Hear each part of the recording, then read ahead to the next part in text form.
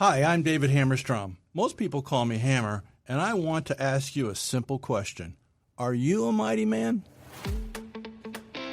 Welcome to the Redirect Podcast, where we explore what comes after career. Real conversations about transitioning from the 9-to-5 grind to your next great adventure. Whether you're heading into retirement or simply redefining what purpose means, we're here to inspire, inform, and help you reimagine what's next. This isn't the end of the road. It's the start of something new.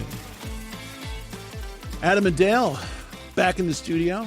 Have another great guest here today to talk and continue our conversation as far as engaging ourselves into organizations or agencies to get us going, get us out there, get us involved, get us connecting with people. How are you guys doing today? How is life treating you? I'm feeling engaged. I'm really taken to this new purpose we have around engagement. So, and I feel wonderfully engaged. How about you, Adam? I, too, recently got engaged. Let me see the ring. No, this is another great outlet we encourage people to get out there, get living. There's purpose in your life. Find it and go do something about it. This is another opportunity to, actually put those boots on the road and get people in action. I'm excited about today's conversation. Yeah, cool. Well, you heard from our little teaser. We've got Dave Hammerstrom here, as we call him, Hammer. And he asked the question, are you a mighty man? Are you a mighty man, Adam? I would like to think of myself as a mighty man. When I contemplate that, I have to understand what that really is to measure myself against it. And the only instance I know of to compare it to is biblically David's mighty men. I think there were 37 of them. There were 3 of them that were named prominently. I think those were the 3 dudes out of the cave of Adullam when he was seeking refuge.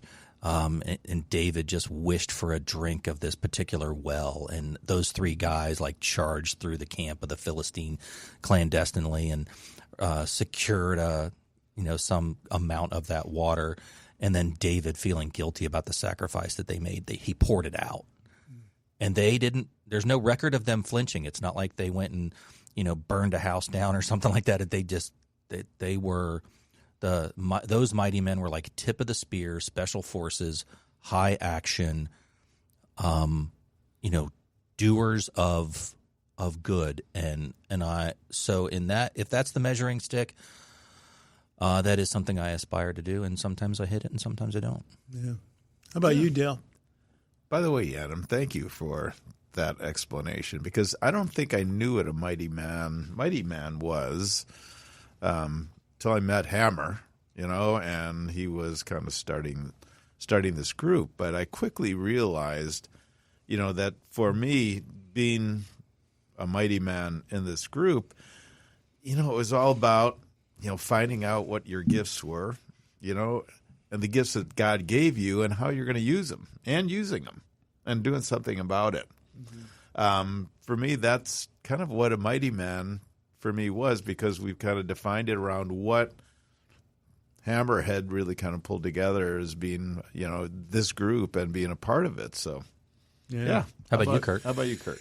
Well, after you speaking of Scripture, Adam, I'm far from that at times.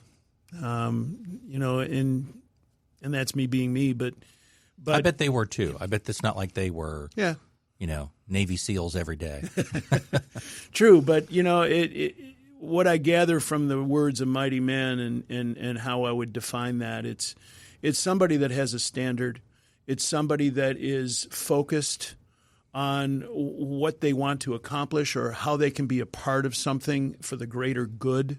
And let that be, I'm a mighty man in my family. Mm-hmm. Because of being a provider for years and being a loving husband and being helpful to my kids, and I shouldn't call them kids, my men in my house, as they grow and develop, that I can hopefully be that rock. I can hopefully be something that people can say, I want Curt on this project because I know he's going to go forward and just represent everything well. But it's like, I just got to do what I got to do to represent the standard and my focus and my purpose for being.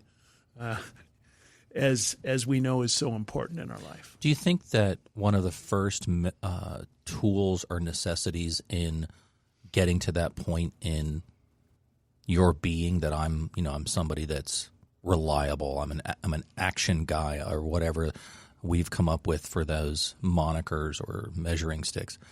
Is it intentionality? Is it a function of that? Like, I'm going to purposefully choose to be the rock for my family. I'm going to purposefully choose to be somebody who does good in my community. Is there intentionality about it? I agree with that 100%, but I also want to go back even further in this sense. We were talking with another individual in one of our meetings, and they made the comment about it's not about what you've done, it's about who you are. Yeah.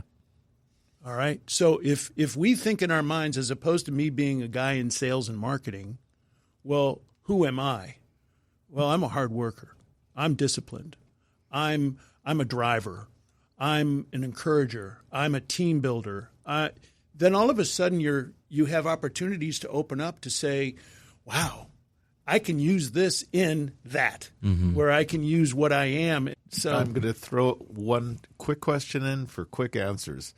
Is there a mighty man in your life? Was there a mighty man in your life that you think about when you think about mighty men? Who is that mighty man? Adam. Totally. I had a guy who was a father to me when I needed one. Wally Miller, pastor of a church up in Fairfield. That guy, I was 17 years old. Dad passed when I was 14. And that dude was exactly what I needed when I needed it.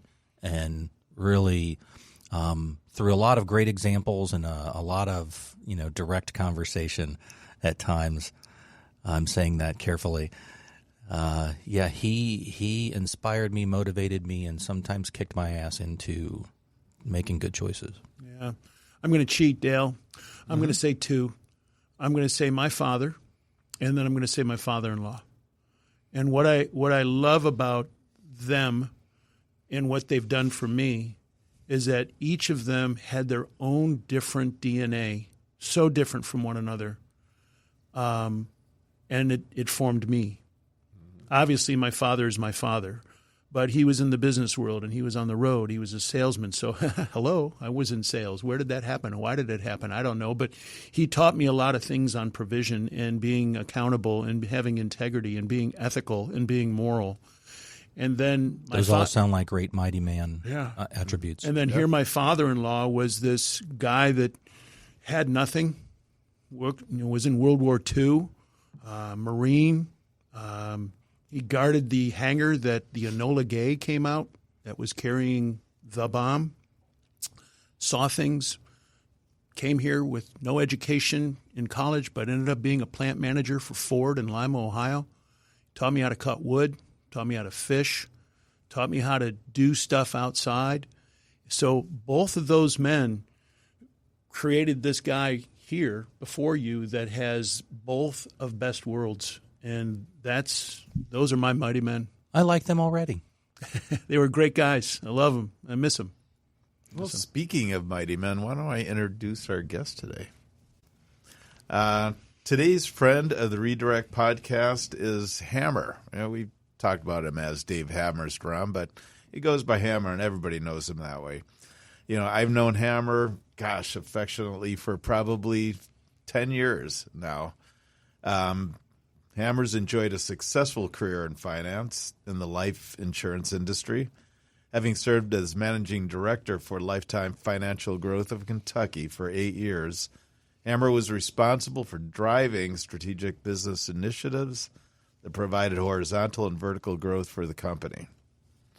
During Hammer's career, his love for recruiting, developing, and mentoring men led him to step out and launch Mighty Men in 2016.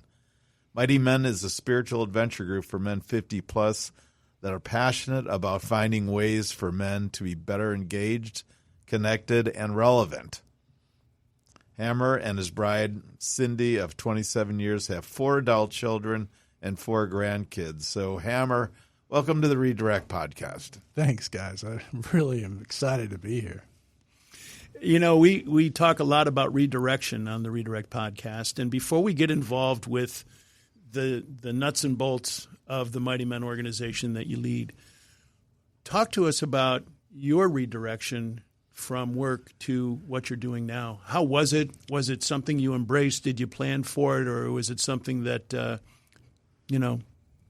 I wish I could give you a great story of how I organized and made these strategic moves. It was Most people don't. Yeah, I am. Well, some of us do. I'm a faithful follower of this podcast, so I have learned a lot. What happened is the pieces were in place for the financial part of the retirement plan, which everybody gets really excited about. But what really was the point was I was tired, and I really was feeling called to do something else, to serve, to be involved, and that was weighing really heavily on me. So I did what most adult men do. I pretended it really didn't happen, and I was moving away from my career. And then my wife, Cindy, was the one that says, hey, what are you doing? Because, we still would like to have some, cash flow coming in. And I said, well, I'm really called to go in a different direction. I want to do this full time. And once we started conversations and having those type of hard discussions, we worked that out, and I transitioned. Took a couple years, but just transitioned over, doing more and more things with Mighty Men, planning, speaking, whatever, organizing, and less. And then I obviously told them it's time for me to step away, and I said thanks for everything and see you later. And there I was. I was now in my office at home and planning what the next step was, the next meeting, the next project for Mighty Men. And how old were you at that time? Gosh, probably like 64, 65. In my business, it was licensing. You step away from your license. I'm going to let the license go. Probably can't pass the test now anyways, but stepping away was a big step. But it was also what I wanted, and it was a great burden off of me. And people won't understand that as much. Well, you got to go, and you got a nice office, and they paid you, right? And yeah, they paid me very well. And it's a great organization, and I did help people through my career. The people that have been tremendously supportive of Mighty Men have been former clients that are friends and through the years. And that meant a lot to me, but it gave me that start. So talk about the germ of the idea, though, of Mighty Men. Like, you talked about, I'm going to go do this. Tell us about the start of where did the idea come from?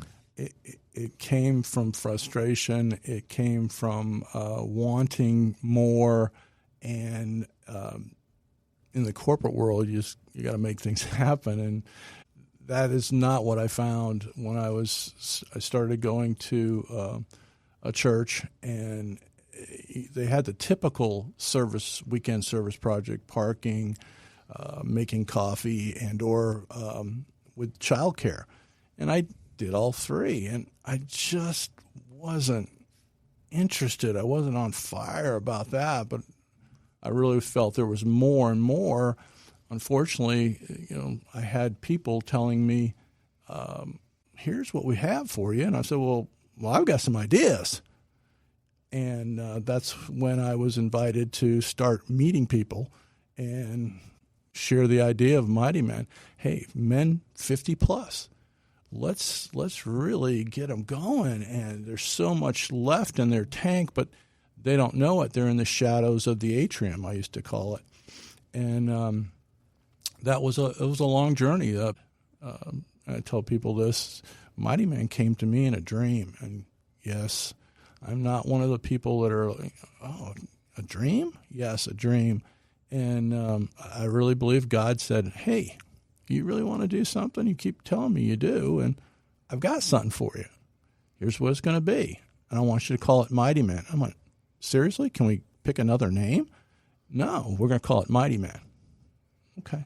So that's really how Mighty Man started. And all I was trying to do was pass it off to the church. This is great. This is great. Well, this is what you need to do. And the church that I go to is all about, hey, if you see a need, you step up. Yeah, fill it. And you lead, and you fill it, and you lead it. So I'm like, okay. And that's where, in fact, how I met Dale Tesman was, hey, here's a guy that's been around since the start. He is sharp. And met Dale, and you can't meet Dale without. He's just fabulous. And he was the one that says, have you written anything up? Kind of give him some direction. I said, no. So I wrote something up. He looked at it and he goes, no, this is too businessy. They won't even read this. So he actually worked with me to rewrite the first, here's what Mighty Men can be. Yeah, executive summary stuff. They looked at it and I said, hey, this is great, but I'll tell you what, we'll give you a room on a Saturday. I said, done. I'll take it. And that's really how Mighty Men started out, with a room.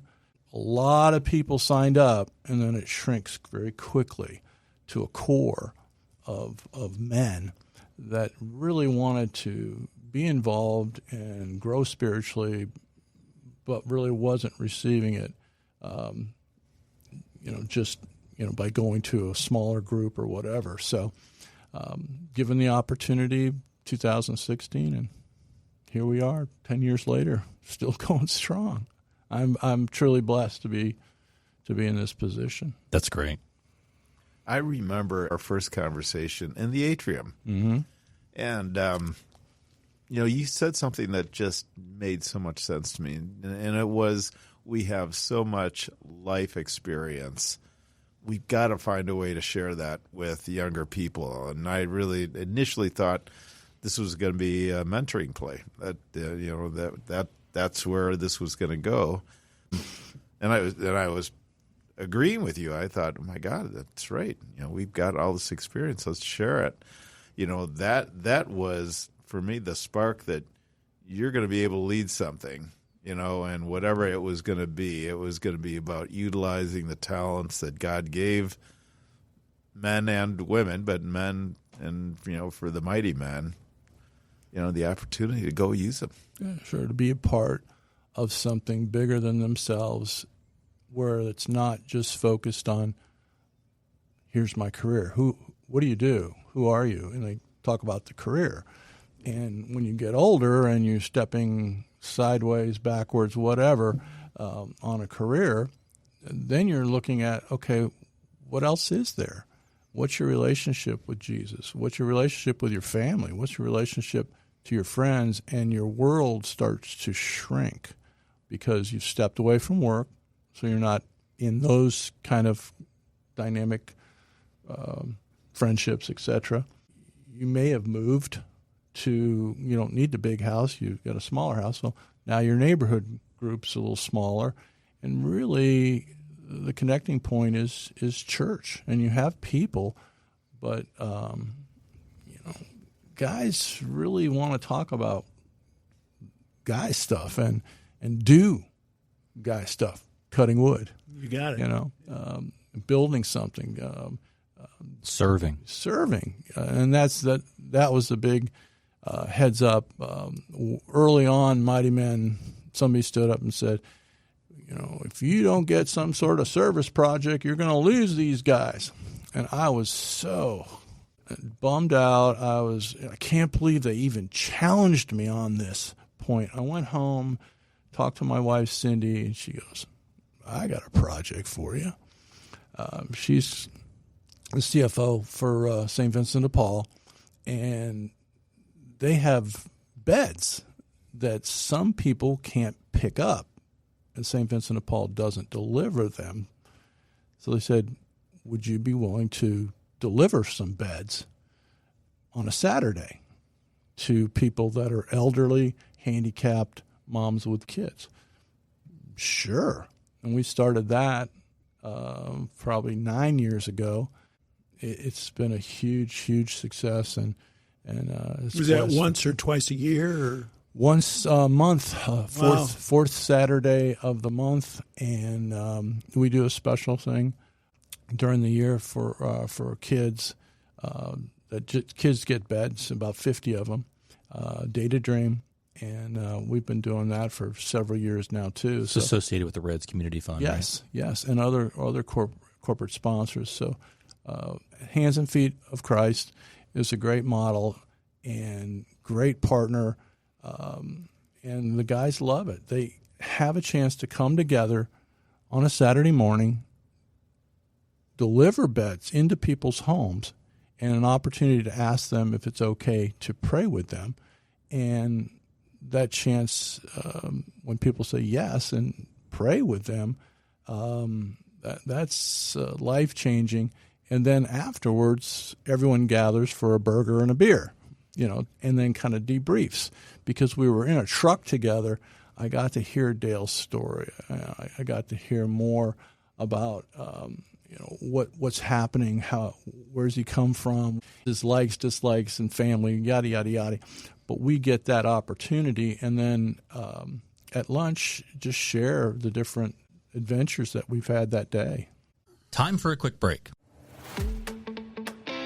If you're liking what you're hearing, do us a quick favor. Hit that follow button, share it with your friends and family, drop us a quick comment, and then a 5-star review. It really helps us keep going and growing. Then head over to Instagram and follow us there too. Thanks for the help, and now let's get back to work. It's true about people, but I think it's even more so true about men that community is built in the trench. Like when you're alongside someone in the fight, serving, doing work, making an impact together, and the bond that's built out of those kinds of opportunities is really important. And it's the biggest way, I think, to build lasting bonds is to strive together. Right. And that ability to do it while helping someone else is really important.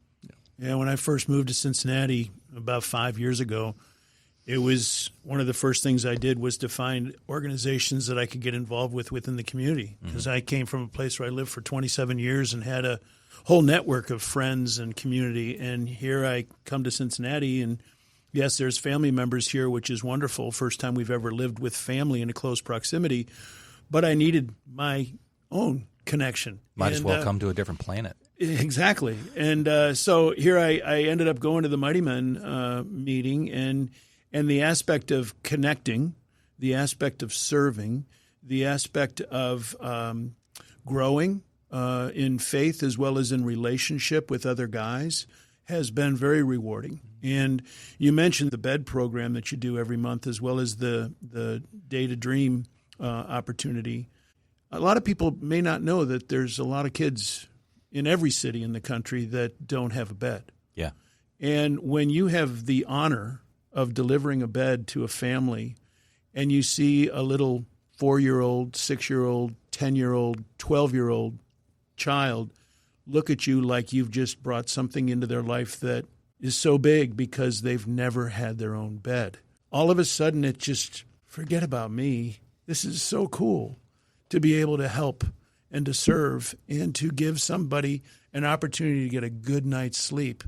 And again, St. Vincent de Paul, in all that they do to make this available, and the sponsors behind that to bring the beds on in. All we are is just a transportation agency representing St. Vincent de Paul, but the smiles that you see on these kids' faces and the joy that you see from them, as well as the love that their parents or mom or grandmother exude at that point of saying thank you, is just a real great feeling to contribute. And being able to share that with other men. Yeah. 55 plus, what a unique opportunity. Yeah.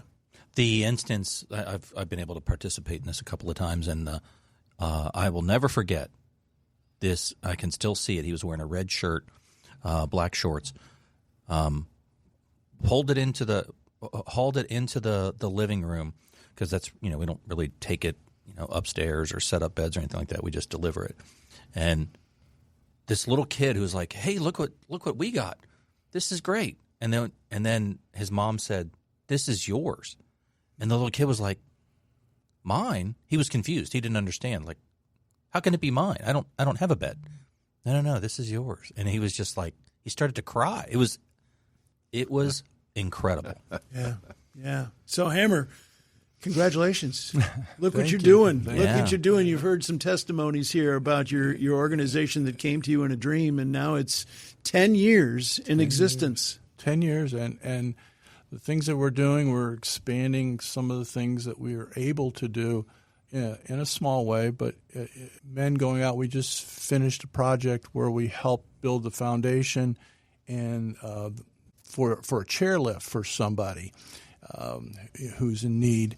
And we've done a lot of smaller projects like that. We have to pick and choose because we only have a certain period of time, and we're over 50 years old, so Capacity. we can't work too long, too hard. But I mean, the guys are really responding. And I just had a conversation the other day. This fellow that you folks know comes to me and says, "I'm going to come to Mighty Man, and I really want to be a part of this." I said, "Great! I'm very interested in what ideas you have. Where would you like to serve?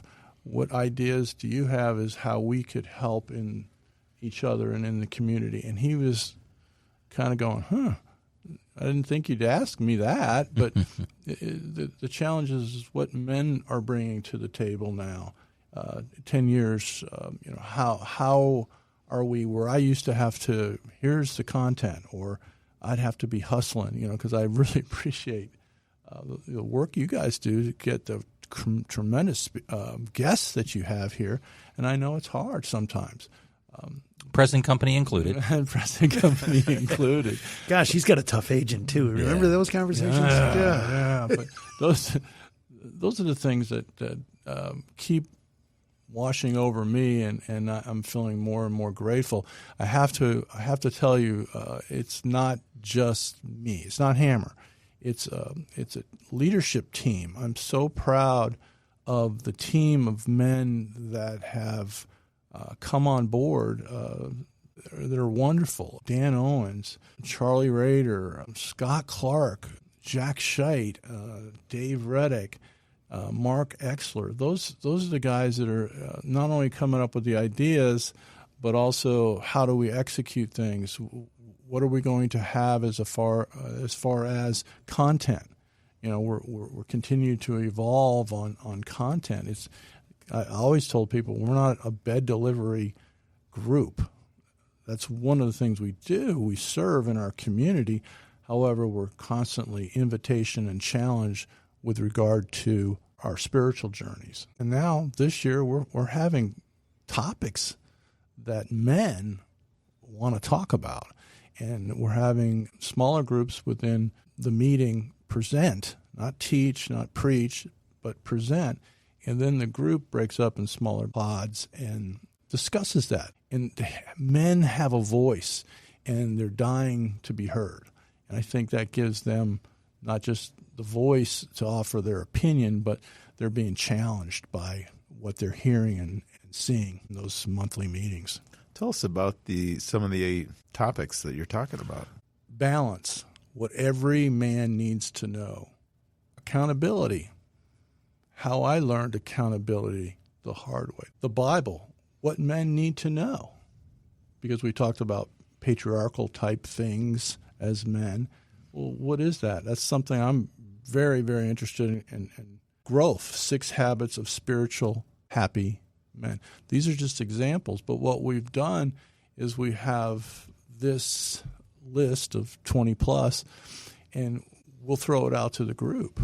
And these smaller groups, we call them amigo groups, and we try to purposely put people in groups that aren't best friends, that haven't really met each other or from different walks of life, etc. Break them out of their bubble. Exactly. and give them the opportunity to come together outside of a meeting, okay, whether it's for a cold, frosty mug of beer or lunch or breakfast, whatever, but come together and discuss it and then figure out who's going to present what part of it and do some research, which we help them with. But then they come back, they present. And it's been a really rich program for us because, like I said, men's voices are heard in their hearts. We've had a lot of positive feedback. Our third Saturday in the month, Mighty Men gather at St. Vincent de Paul on Bank Street. We came up with the idea of what men like to do. They like to eat, so we have a big breakfast to start off. 8:30. We start off big breakfast. And then from there, we transition into a very, very nice state-of-the-art meeting room. And, we have these type of programs presented and talked about. That's the fellowship that continues to grow. So you have the monthly meeting. You do the monthly bed delivery association with St. Vincent de Paul. Also, I believe every month you sort of have some sort of social event that you gather, and there are various things. What are some of the ideas that come from that? Oh goodness, we don't have them every month because that would kill me. But organizing everything, but we have some really, really great social events or fun events for men. Which sometimes includes more than just, you sometimes bring your spouse to that. We have twice a year. We absolutely encourage the wives to attend. Our big thing is in February 12th, we'll have Mighty Couples. And what it is we try to make it a theme of marriage, but we have a sit-down dinner that Mighty Men provides, and, we dress it up a little bit. We have a lot of fun.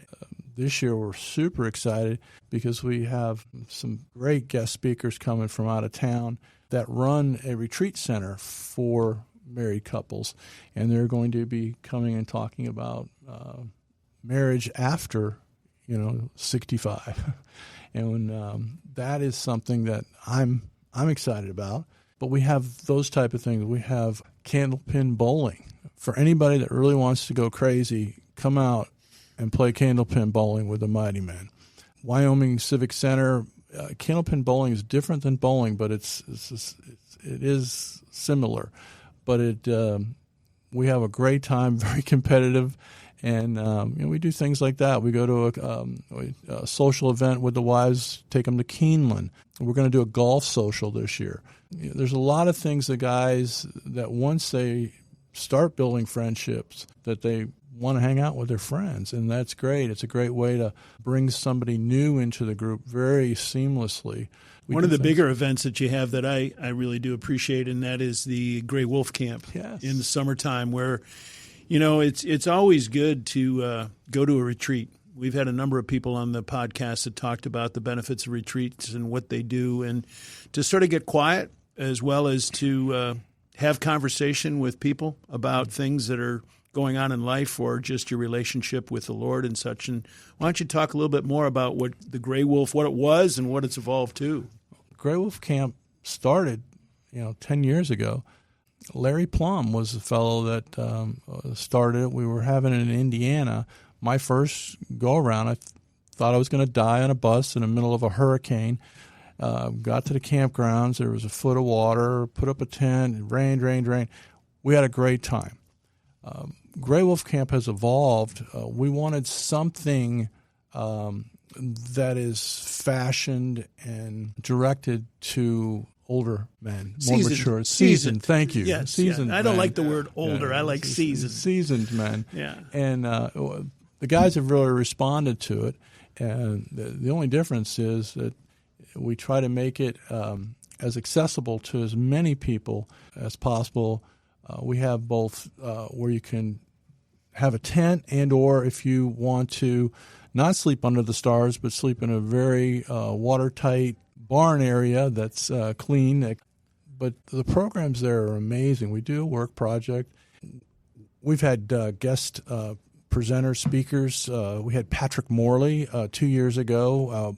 but we had the technology to have a Zoom meeting, and we had about 45, 50 guys, and Patrick's down in Florida, and we had done a book study of his, and it was really great that the conversations that we were able to have with a guy like that, fabulous. So we do balance of not just presenting different topics, but giving some quiet time where you can contemplate what are your goals, what are you thinking about, what does retirement look like, where's your marriage at, those type of things. And of course, plenty of time around the fire.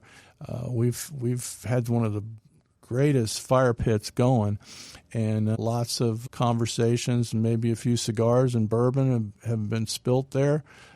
But it's very rewarding. Gray Wolf is the centerpiece for our year. Yeah, a gentleman, Bruce Moore, lets us use his property. And on his property, he's got a nice-sized pond so you can fish. I generally jump in there after I've been out cutting wood because I'm just a mess. He's got a mile or so worth of trails in the woods behind his property.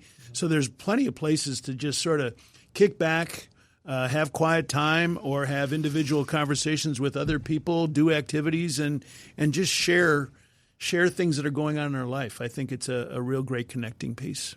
And the biggest fire pit I've ever seen. Yeah. I will say that. We've had more guys that we've taken away the excuses of, well, it's too far for me, and I don't want to do that, and I don't want to do this. Well, how about this, that, and the other thing? They go, well, I'd do that. Well, we have it, so sign up, let's go.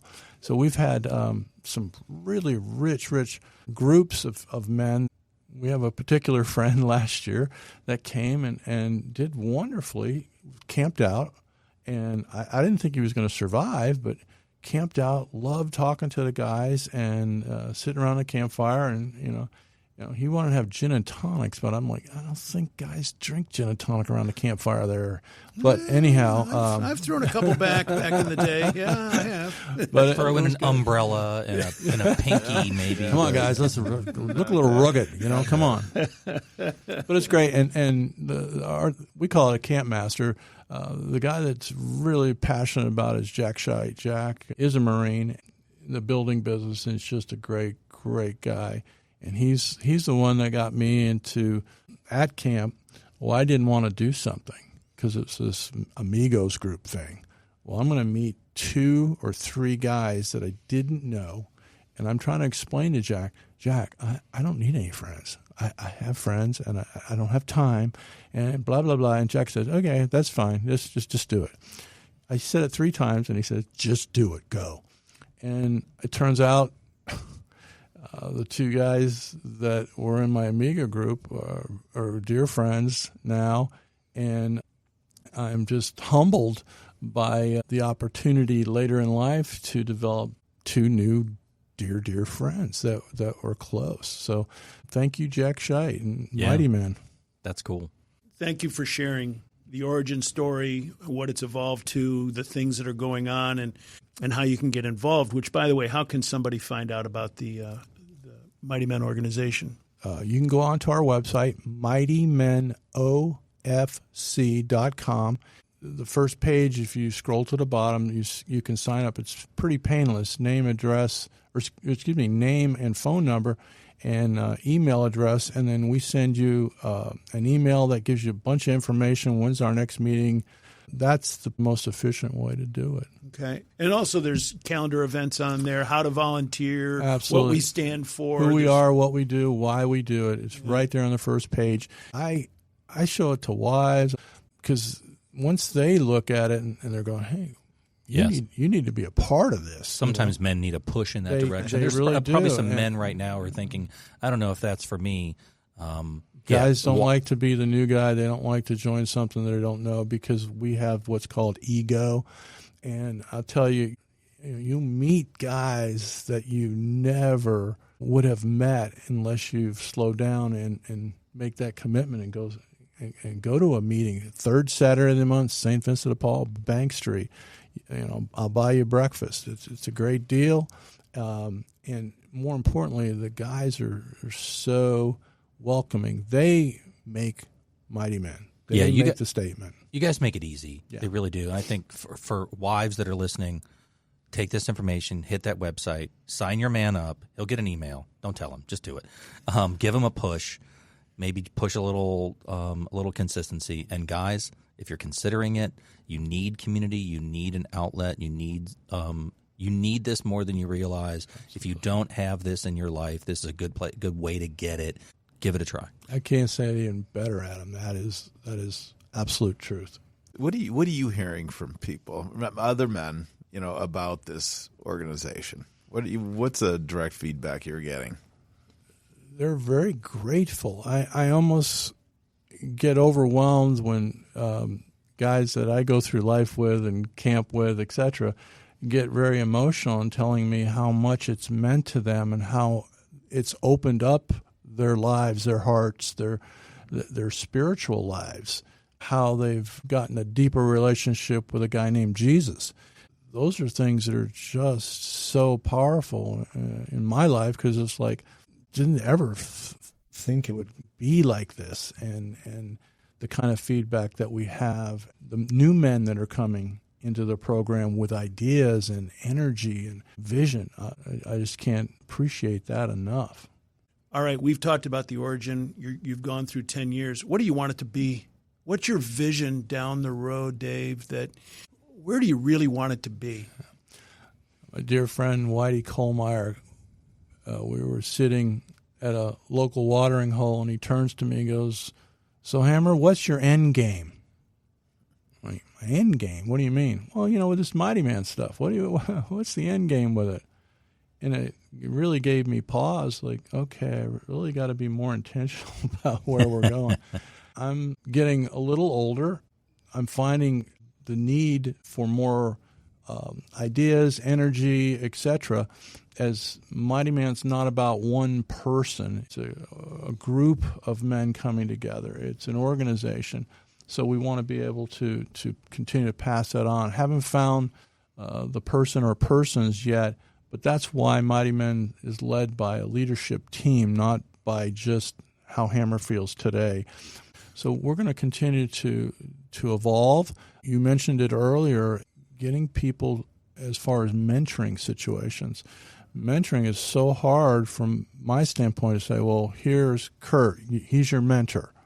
Okay. Don't I get to pick? What I've found is recently, and Curt was there, recently we helped somebody that had a need with moving. Of course, I was like, I'm not going to be moving dressers and get TVs. We'll provide the van and some bodies. We want to challenge the younger group of men to show up and do the hard lifting work. And with that, everybody agreed, and yeah, we're going to do this. Got my brother-in-law, Bruce Moore, and he is a spectacular driver. He actually backed the van down this street, loaded it up.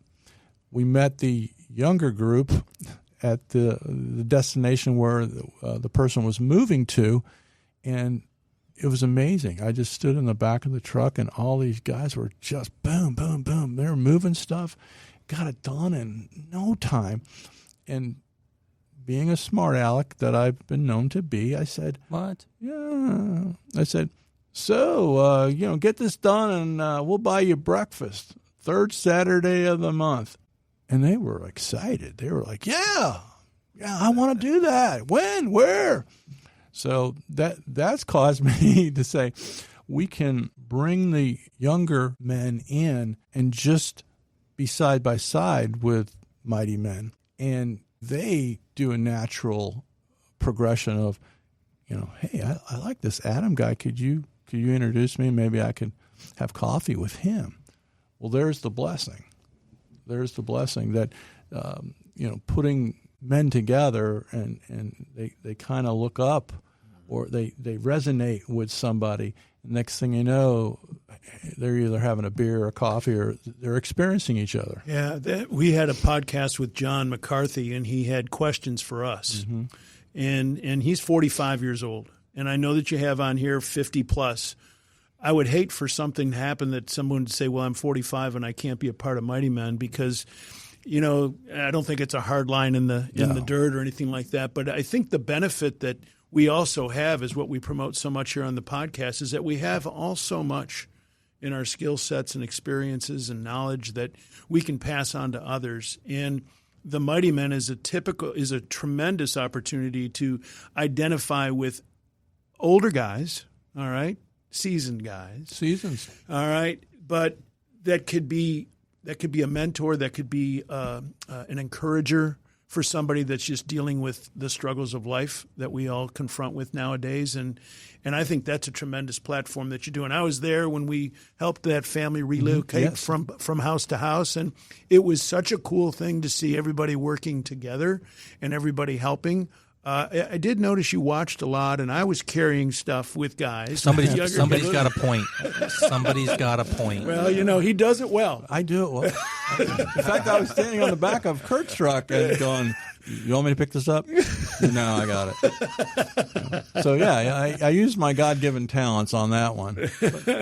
But I remember vividly just calling Del Tesman up for, let's have a breakfast. This is back when he was crazy, insane, traveling all over creation. And then, he's just like, oh, yeah, well, okay, 2 weeks. It's a Tuesday morning. I can meet you here.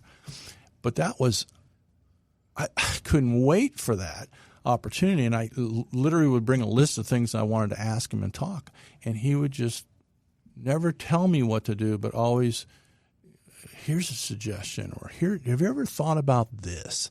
And I think that's how mentoring really, really gels together when somebody goes, yeah, there's qualities there that I don't have or I want. This guy may be able to have some, quote, wisdom. Yeah, I think that was we talked about that as the difference between coaching and mentoring. Yeah. Jerry Rushing. And that was a great conversation. Jerry's great. Yeah. Encourage anybody who wants to hear that conversation to go back into our podcast and look it up.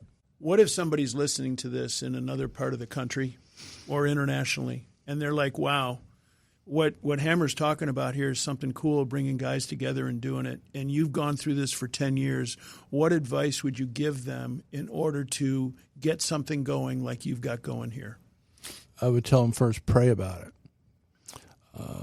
You have to have the enthusiasm, yes. You have to have some knowledge, yes. But then you have to really have some faith to follow some tough things may not go the way you want them to go right away. But, if that is where you're being led, there's opportunities every day, all the time. You can call Mighty Men. There's all sorts of opportunities. If you see it, well, this is what I want to do, but it's a little different. Do it. Mr. Pepper, that was on one of the podcasts recently, there's so much to do out in the world, and we need people to go do it and not worry about this, that, and the other thing, but do it. Yes, get some strategic partners. Yes, get some inputs from people that are knowledgeable. But yes, keep the passion in your heart and go. That's the gospel message is, you guys go. So for someone who has questions and wants to speak to you, they can reach you at what site again? MightyMenOFC.com.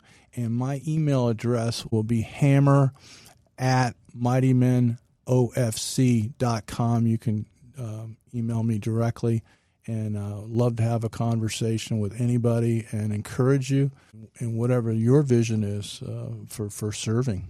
And if you are someone who's listening or have a husband that could really benefit, hit that website. There's meeting times and such on there with addresses. I can't say it enough that the wives are so vitally important because they're the ones that really kind of you need to do this. They set up the play dates. They set up the play dates. They've always done kicking us out of the house. Social calendars. So they can do what they want to while we're gone. Exactly. I get it. It's a great strategy. And if you do show up for a meeting, just mention that you heard about it from the Redirect podcast, and breakfast will be free that day. Absolutely. And guys, I am from the beginning a follower of the Redirect podcast, and it just takes a second to give them a 5-star rating, and that's so important because the information you're receiving and the people that you're hearing and the ideas, etc., are so worth your time. Thank you for that. Yeah. That was really nice. And I want to say thank you, Hammer, for brightening our day here in the studio. It was great having you here. I appreciate you sharing your story and bringing your dream to life. Yeah. God is good. Right. And thanks for joining us on the Redirect Podcast. We'd like to extend our heartfelt gratitude to the 1819 Innovation Lab at the University of Cincinnati for their incredible support and partnership making this show possible. If you enjoyed today's episode, you can find more of our content on Spotify and Apple Podcasts as well as Instagram. Have questions or want to connect? Drop us a line at info@redirect-u.com. We'd love to hear from you. Remember, there's purpose in your life, so find it and go do something about it. Hey, I've got one more comment. The Redirect Podcast is presented solely for educational and entertainment purposes. We engage in an open, honest conversations about personal growth, life transitions, and the lessons we've learned through our own experiences.